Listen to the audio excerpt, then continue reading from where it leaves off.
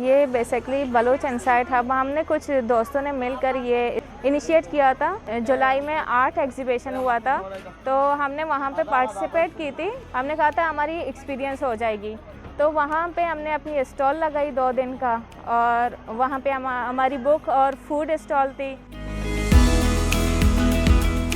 ये शुरू में अपना एक आइडिया लेकर आए थे डायरेक्टर जनरल जीडीए के पास। तो डीजी जीडीए को इस आइडिया को पसंद आया। उन्होंने न सिर्फ उसको मंजूर किया बल्कि उनको ओबलाइज किया। बीच मॉडल पार्क में उनको एक स्पेस प्रोवाइड की।